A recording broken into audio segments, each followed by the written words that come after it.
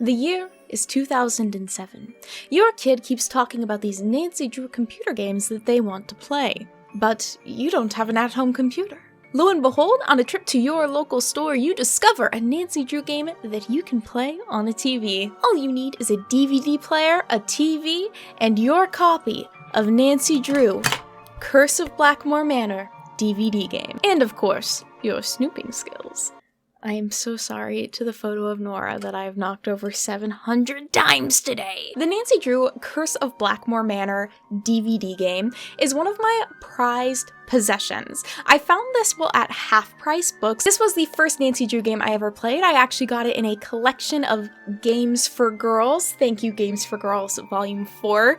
Here is the original disc. So when I saw this in store, still in its box, I immediately picked it up. So this game is our next edition of Thrift Games, a game that I found while thrifting and want to talk about and play. That's the series! This is a rare version of not only a Nancy Drew game, but of games in general. It is a game that was made to be played on a DVD player with a controller using a TV, so no console or computer required. Before we get into the nitty-gritty lore of this game, let's learn a bit more about the Nancy Drew games themselves. Thankfully, I have the perfect person for that. Take it away, Snuggly.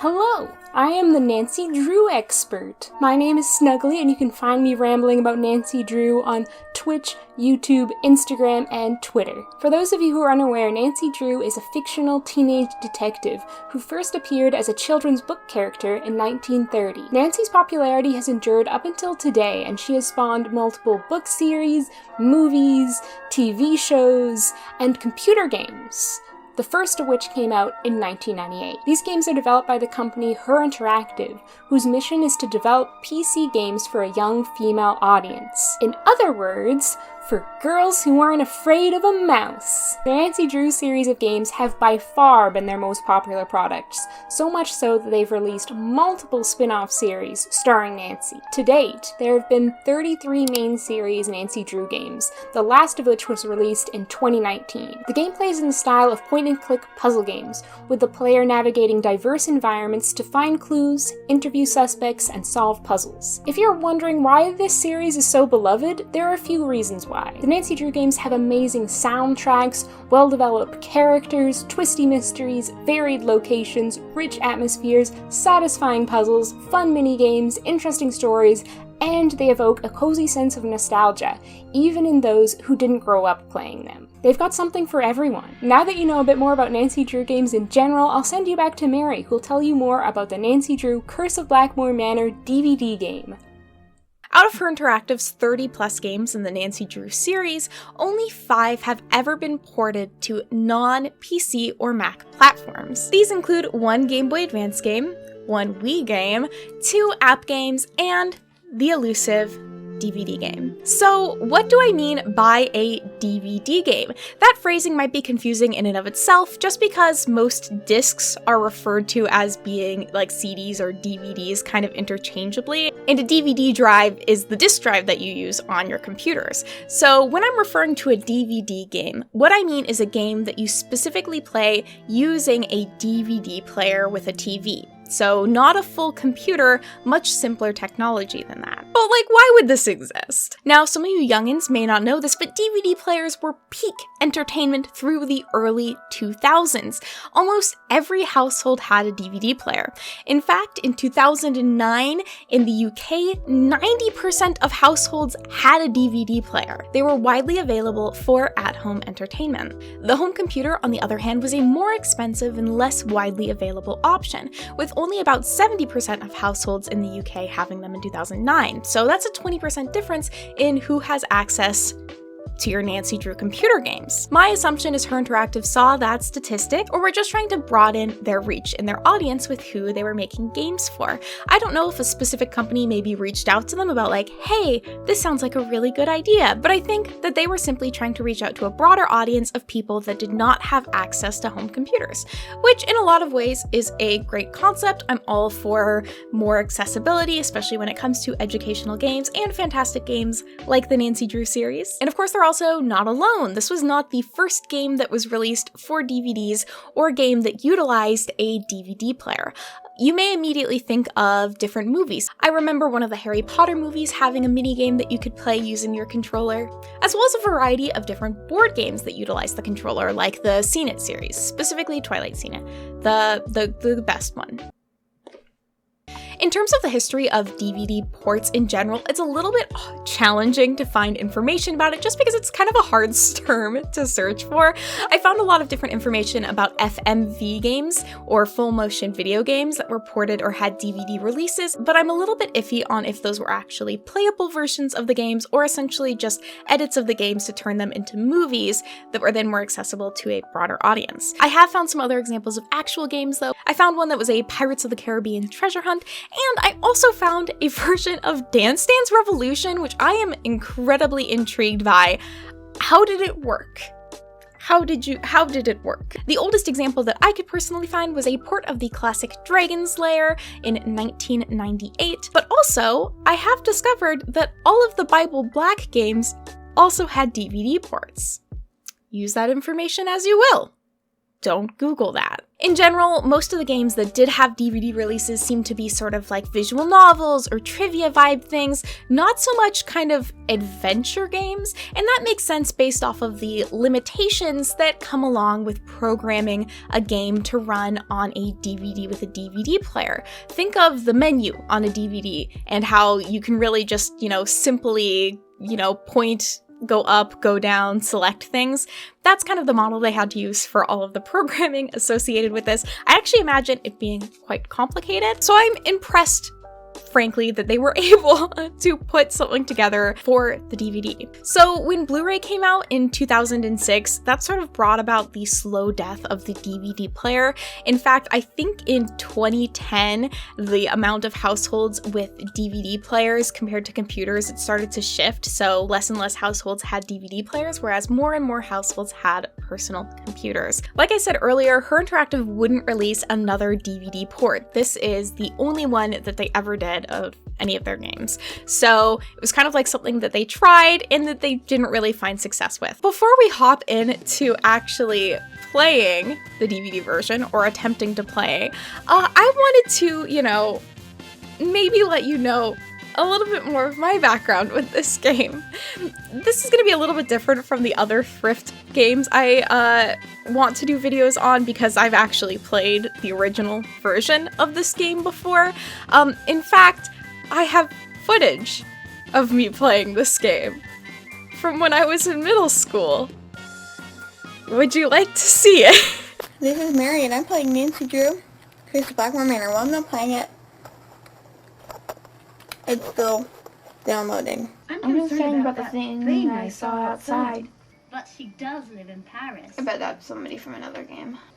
Hey, it's an easy bake oven. There's nothing more cringy than finding a vlog that you made with your parents' tape camera that they then had ported onto a disc because they didn't know what was on the tape, and it's literally just all me recording the screen with the camera, and then me later vlogging as a cringy middle schooler. It's the forbidden tapes. So some details about the box to keep in mind. So this is rated ages 10 and up, which makes sense. Honestly, this is one of the hardest Nancy Drew games. I recently played through it on my stream, actually. Here you go, Lulu. Yummy cake. I don't feel so good. So I do have VODs of all of that up on my archive channel if you do want to see a full playthrough of this. It is one of the more challenging Nancy Drew games, and it's far more puzzle heavy. Now the game box, this is one of my favorite things game boxes can ever have, this little fold out moment where they show you all of these little details. You can see bits about the characters. Why does it zoom in on Nigel's face right here? We may never know. One thing I want to note on the back, I'm not going to read through the entire back, but one key thing that also sets this apart from other Nancy Drew games is play alone or with friends and family with 1 or 2 player format. This is a big deal because all of the Nancy Drew games are single player games. These are built to be 1 player point and click adventures. So the fact that this game hypothetically is built to be able to play with 2 people is kind of mind blowing, because that's not how they were made to be, you know? So let's go ahead and check out the game so we can definitively say DVD best console. So what's nice about this is I don't actually have to install anything. But what's not as nice is trying to figure out if it's all gonna work. And it should work. I have tested this before. I have tried to play through it before a little bit. So I'm gonna open up VLC Media Player. So the struggles that I've had with this is I don't own a DVD player. From the moment that I got my PlayStation 3, that has been my DVD and Blu-ray player ever since. So, you know, more than 10 years. Good for it. It's going strong. Which means I am going to be trying to play this without a DVD remote. And we'll see how that works. So I'm going to go Media, Open Disc, Play. And let's hope it takes me to a game. Okay, so let's go back. I don't know what that dummy PC thing was that flashed up front. Oh, I didn't even talk about who made the game. This was made by Her Interactive, as well as developed by Brighter Minds Media and Little World Studio. I'm not sure who did most of the development when it came to the DVD side of things. I'm assuming it would have been Brighter Minds or Little World Studio or Brighter Minds Media, just because Her Interactive doesn't specialize in DVD programming. Can we go to Title 1? Okay, this might be good. I've never been able to see the opening. Oh my god. Okay. So it looks like Little World Studios. I'm guessing that's who developed the, or Brighter Minds. We'll look it up after. That we'll do it in post. Get free stuff. Everybody go to Brighter Minds Media. Get free things. Oh my god. Okay, so here we have slightly, oh, music. A slightly smaller than usual menu. So we have new game, load game, credits, and gameplay overview. So use the arrow buttons of your remote to control movement. Oh my god, this is so funny. The available directions are displayed in yellow, so you can't... Okay, this is making some sense. And then the OK button in the middle is... How do I go back now? Oh, I really committed to this. So this is something I want to note, that the adventure is split into levels. Some older games and arcade games did this as well. If they didn't have the save function, what they do is when you got to the end of the level, they would give you a code that you could then type in at the menu page to get to a specific level. So instead of loading a save, you load based off of those codes. So I thought that was like a smart thing for them to do with it being a DVD game and not, having the capability to save, essentially. So let's go ahead and new game. And here's where we can pick if we're going to have 1 or 2 player. So I'm going to go with 1 player. How I believe the 2 player thing works is you have jokers and you basically both have turns doing puzzles and you can use jokers. I'm going to choose Junior Detective just in case. And we begin with 5 jokers. So that's, I believe, second chances are jokers. Oh my god, the delayed music. Let's go. Dear Ned, Greetings from For jolly old England. I think this Although font right is now different. I'm not so sure about the jolly I'll have part. to double check. I can Because compare I'm it with on my way to VOD. gladly marry I think Hugh this is all Penguin, a the British same diplomat. in terms of Hugh the travels a lore, lot, so other the than only it does, people at the manor with like, the Linda font are looks Hugh's different to aunt, me, Mrs. but is that Drake, just a me and thing? Hugh's 12th has Oh yeah, gone I'm also downhill. Jane. She's practically bedridden, and no one seems That's to know what Jane, why. Jane looks like she's Her mother is smiling. convinced something is terribly photo. wrong and wants me to find out what. So Just a little here I edgy am. kid. My name is Nancy and I get nervous. Ooh. Good luck. So the thing that is nice is these games don't have many cutscenes, but the ones that they do have do play and look good. Like this, like, looks really good. This maybe looks better than it did in the game. I don't know if I'm biased in this moment. That's so spooky. Who's there? Oh my god, I love it. Playing this as a kid, terrifying. This game terrified me. It was too scary. People are the always character seeing models. and hearing But again, things like, on the moor the at night, animation in this part especially looks you quite good Americans. for the most part. Why don't you just go on up to Which your again room? makes sense because it's for It's something the one that's with the moon built on to the door. play videos. I'd like to see Linda, if I could. I'm afraid Linda is not quite ready to meet with you. I don't just want to now. make fun of the animation. This please, game come see me originally after you came unpack. out in I'll 2004, be in the I think. conservatory. So, you right, know, it's thank 18 you. years old now. I can lay off a little bit. So we can enter in a passcode here because we're starting from the start of the game. We're just going to click OK, I'm assuming. Yep, and that takes us to Nancy's room. So I'm hoping I can just use my keypad. So yeah, you can just like point and click to move around. One thing about this I will point out that I noticed when I played through a bit of this with my friend Snuggly, is we can see the ceilings. We can't see the ceilings in the game, and they put in these little like animations of you getting closer to things. And yeah, so it's really cool actually. You can like see a lot more of the environment. So it makes me wonder how much of the environments were already designed by Her Interactive. Did they add in things? So yeah, I don't know like what they might have added into the game to kind of flesh it out, I guess, a little bit, but it does seem like you can see a lot more of the environments. Another thing I want to point out that you can see, first of all, also these walking animations are quite smooth. They look quite nice. In my opinion, the Nancy Drew games themselves are point and click adventures, and they don't have kind of like a walk that you do. You just like go from point A to B. Let me turn. I find that animation quite fun. I don't know, it's a bit jarring. And then if there's any music that starts, it's going to stop again. And also, you might notice it's doing this thing where it's showing that none of my movement options are available, but I can still move.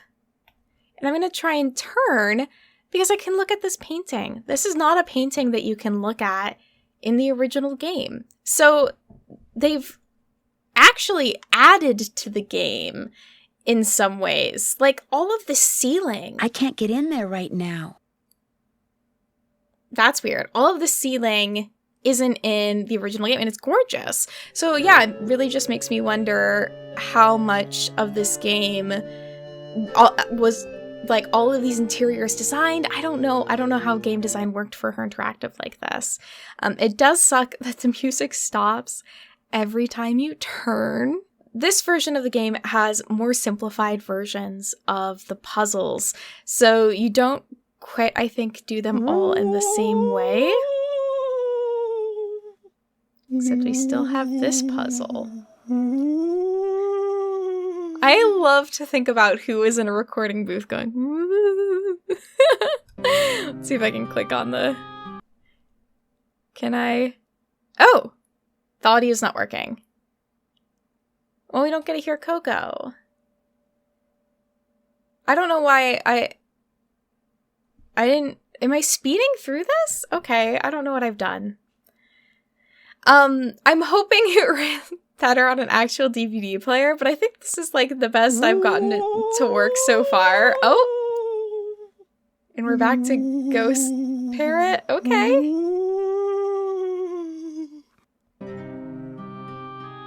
Huh.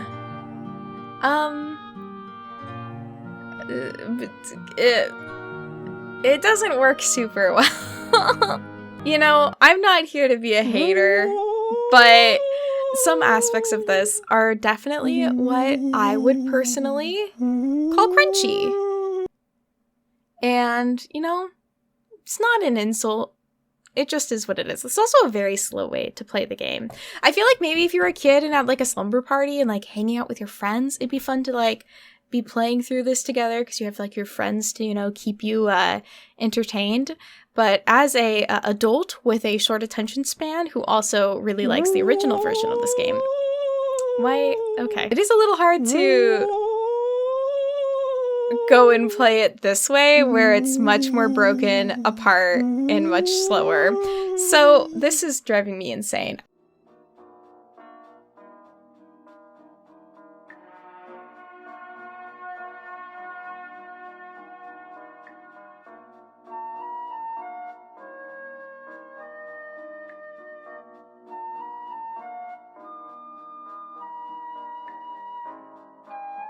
So obviously I'm not going to be able to play through this entire game. Again, if you do want to see a full playthrough of the regular PC game version of Blackmoor Manor, that is up on my archive channel. If you want to at some point see me do a full playthrough of the DVD version, be really nice to me in the comments and maybe I will grant your wish. Basically, what I've learned from this is this probably would run better on an actual DVD player where I'm not like going in and messing with stuff. Okay, I also want to look up that one company that I think made it. Yeah, they're a French independent video game developer founded in 2004. I think they still exist. Little World Studio. Oh, they might not still exist. Not too much I can find on the studio, so I guess that they were the developer doing the DVD games. Overall, I think these games run best on computers. I also have the Wii game version of Nancy Drew White Wolf of Icicle Creek. This is not an ideal way to play this game. It suffers from some of the same issues, interestingly enough, as the DVD game, with things like delays in the music or the music not being able to play through all of the different like scenes loading, as well as like gameplay being clunkier. Obviously the Wii version is a lot better than the DVD version, but I could still see this as being a fun game. Like, I could imagine me and my friends, again, at a slumber party, playing through this together. Like, we're filling the gaps of the audio and the music and stuff, but playing this on my own as an adult, man, that's a little bit cringy. It's a little bit sad. Not an ideal way to play the games, but definitely a product of its time. I think never again will we really see games made for specifically DVDs or video playing systems. That is just a relic of the past, and this fully kind of fits into that specific time period where DVDs were still kind of overshadowing personal computers as being a source of on-demand entertainment for people. So I think that that's super interesting. I love that I own this and that I was able to find it while thrifting. And what we can always remember is DVD best console. So thank you all so much for joining me. If you've been enjoying these thrift game videos, please let me know. I have a couple more lined up that I'm quite excited about. I do love going on my little trips to half-price books. I hope that you're all having a fantastic day. Feel free to give this video a like if you enjoyed it. Subscribe if you would like to see more. Join the Discord to receive alerts anytime I post a video or go live on Twitch. Thank you so much to my Twitch subs for sponsoring this video. You're all looking beautiful today, and I will see you all next time. Bye-bye!